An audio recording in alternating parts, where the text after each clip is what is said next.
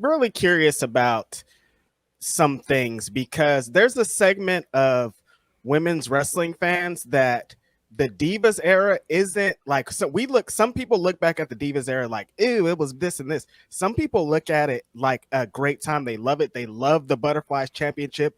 They love the characters. They love the way that the women were presented. Do you think that, one, how do you feel about that era? And do you think there's still a place for that kind of, that what was presented there? Do you think there's still a place here in wrestling today? Yeah. So I sometimes write in my Twitter messages or whatever, still a diva. Right. Exactly. There's a lot of women's wrestlers that say that about themselves too. So that's why I'm pretty curious about it, Yeah. So it had to do this. You have to go all the way to the right and then go all the way to the left. And then somewhere in the middle, we find what works the best. Right. I still think there's a place for that. I still think that, if you want to be glamorous and if you want to do more girly moves, if you want to do that's fine. That's your style. Right. If you want to be more aggressive, if you want to go out there with no makeup and wearing, shorts and a t-shirt, fine. I think that talent comes in all forms. Women's Wrestling Army, we have every type that works for us. And I like it that way because I think everybody's interested in something else, right. Something different. Sexy is, there is a whole rainbow of sexy. And I think that's how society is. So that's how we try and represent it on Women's Wrestling Army.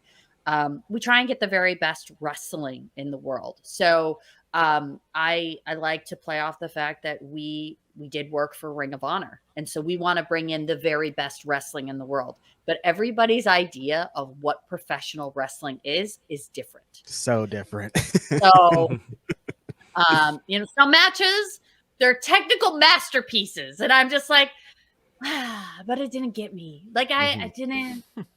Other matches, people hate. Like there's stuff, if you go back and watch from like the 80s or 90s, and I'm like, wow, I was like jumping on my couch. But you look at it now and you're like, maybe not the best match in the world. Maybe missed all of the punches. Not just one, all of them. So and it's still good to me. Like I still watch that match and go, yes, that's awesome. But they didn't really connect on anything. Okay. And I came in at a time where we were transitioning to HD. So you got away with so much before we went to HD. So wrestling has evolved as well as people's tastes. Everybody's tastes have evolved. So I still consider myself a diva because it gave me the first opportunity in my career.